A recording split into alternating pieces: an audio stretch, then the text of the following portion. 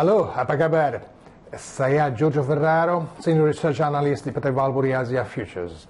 Welcome to Valbury News.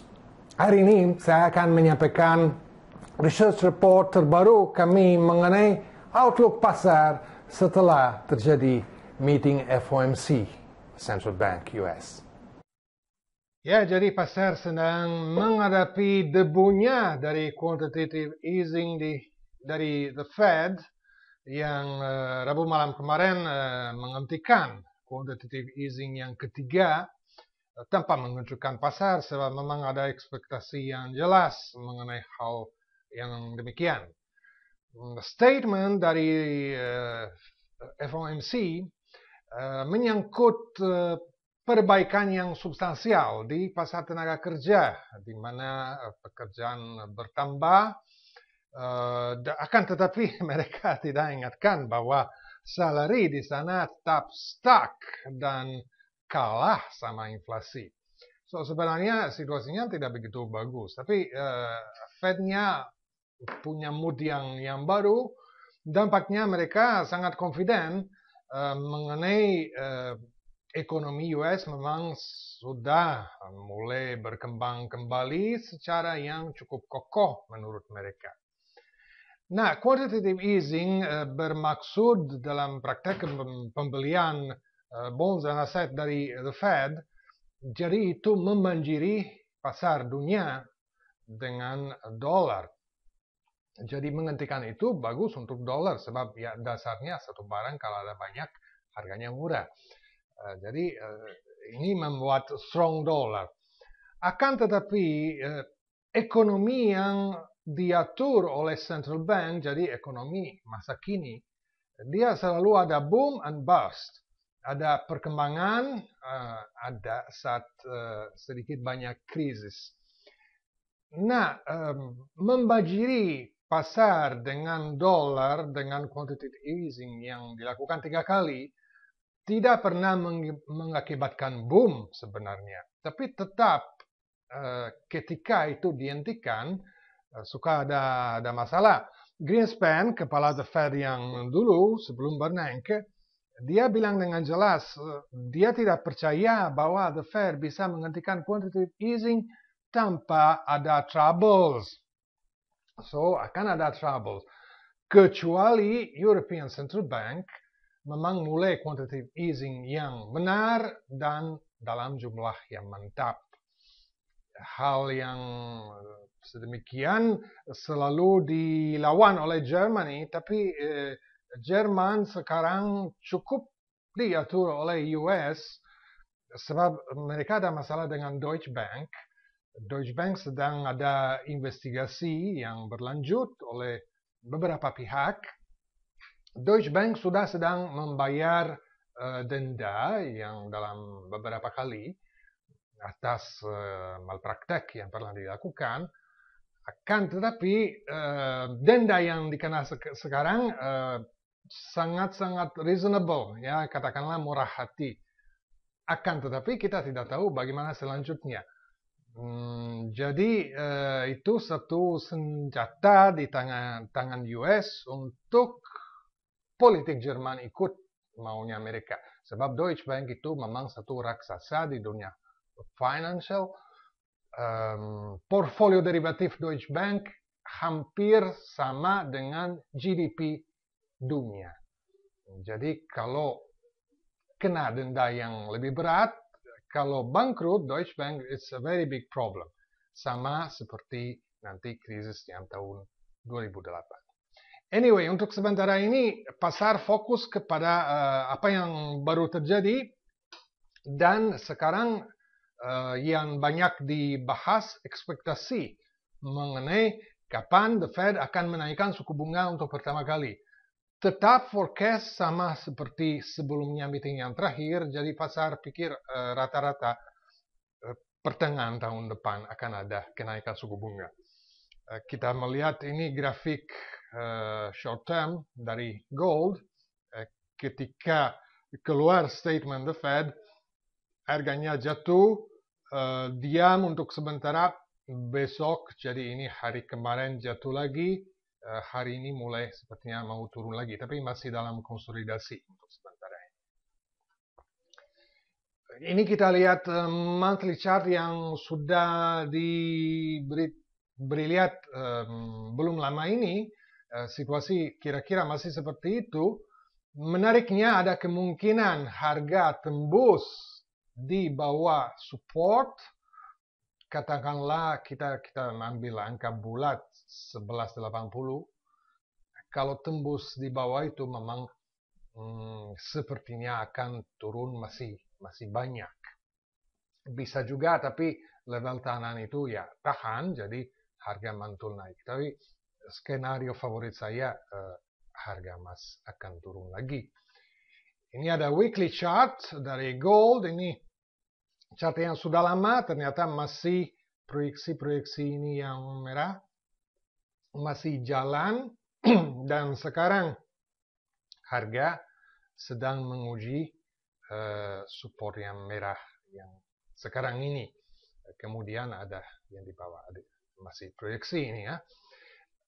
Terus ada yang biru muda ini semacam channel dan harga juga sudah pernah mantul di atas channel itu, sedikit naik, sekarang turun lagi. Jadi kita harus melihat harga turun di bawah 1180, juga keluar dari channel ini. Bisa kapan saja, ya setiap kali bisa terjadi false break yang akan bisa dibatasi di harga 1153.65. Jadi itu bisa nanti dianggap sebagai konfirmasi kalau ditembus ke bawah, memang bearish downtrend gold dalam midterm sedang berlanjut.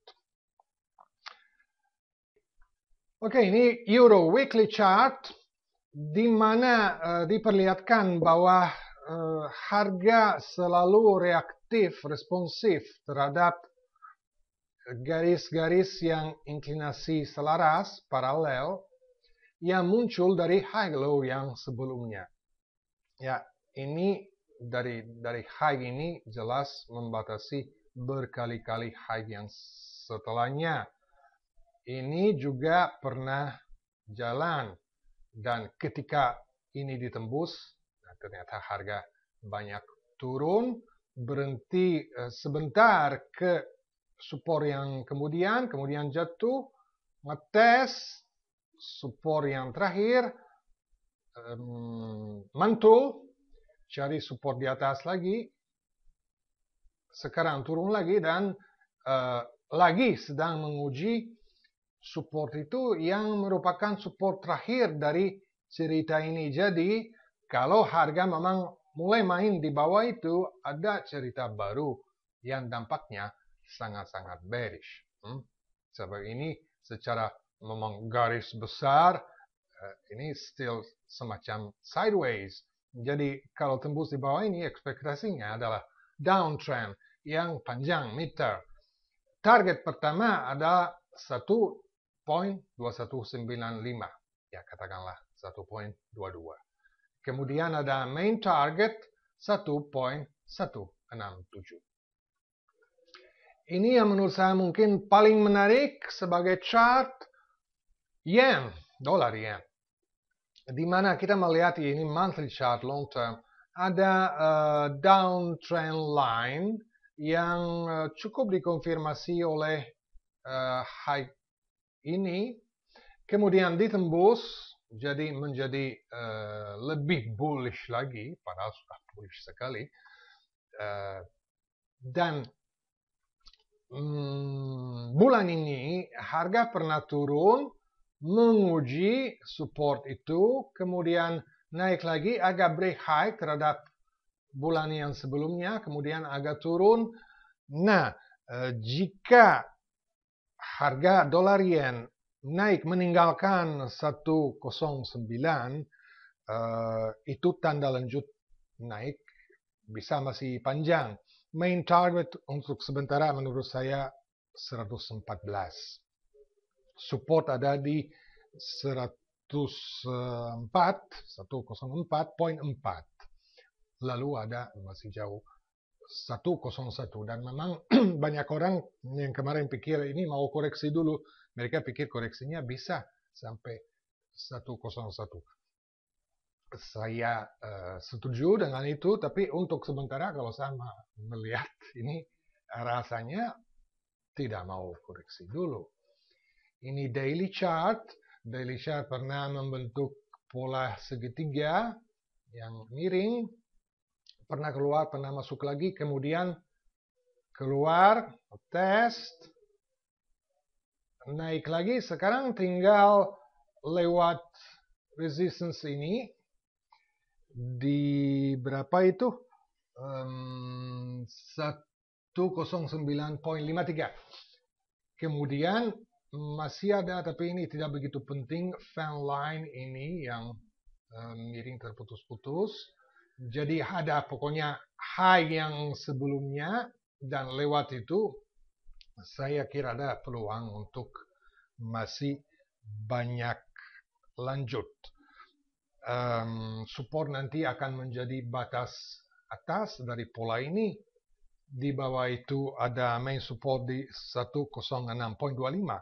Lalu masih ada support terakhir adalah dasarnya dari pola segitiga itu. Jadi untuk merangkum kembali, sepertinya ya semakin ada tanda kita sedang memasuki masa di mana cenderung terjadi uptrend dolar yang lama dalam waktu maupun dalam jumlah poin. Untuk sebentar ini memang dolarnya masih kira-kira dalam pola segitiga sangat panjang, sangat besar. Jadi juga secara teknikal, kalau harga keluar atas dari pola itu, lanjutnya uptrendnya juga panjang, selaras dengan pola konsolidasi ini yang bertahun-tahun besar sekali. So, the market is focusing on that. Ada kemungkinan ada historical uptrend US dollar. Sekian dari saya saat ini. Sampai jumpa di Valbury News berikutnya.